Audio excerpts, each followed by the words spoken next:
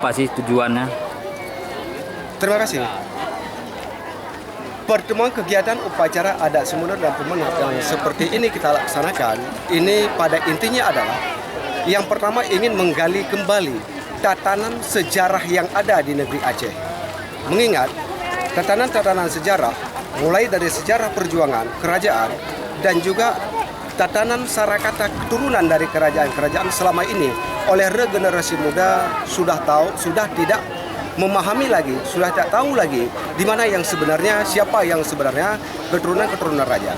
Dan upacara yang seperti ini bukan dalam satu maksud dan tujuan ingin membentuk kerajaan kembali di bawah NKRI, tetapi menciptakan sebuah kesatuan dan persatuan bagi regenerasi muda, terutama kesatuan dan persatuan bagi anggota kerajaan-kerajaan yang ada di negeri Aceh. Siapa almarhum Potemerhum ini?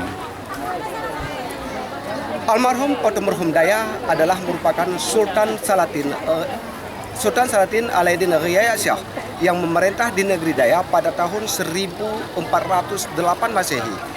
Yang mereka turun dari Kutaraja ke negeri Daya dalam rangka membersatukan kembali negeri Daya, di mana negeri Daya ini dulu ada terbagi kepada 4 kerajaan kecil, yaitu yang terdiri dari Raja Kluang, Raja Lamno, Raja Kuala Unga atau Raja Kuala, serta Raja Merhum Daya.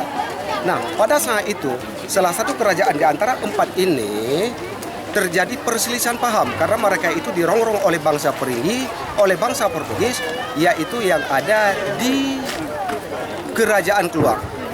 Nah, berhubung mereka sudah ada aliran kebarat-baratan yang diprovokasi oleh bangsa Portugis, sehingga turunlah Sultan Alaeddin Riyaya Shah melalui Pantai Cermin, melalui Berhad untuk mempersatukan mereka di sini. Nah, selain daripada mempersatukan raja-raja kecil yang ada di sini, juga mereka mendalami agama Islam yang ada di negeri Daya. Nah, Sumuleng itu sendiri apa? Sumuleng adalah menyuap senumpuk nasi kepada raja.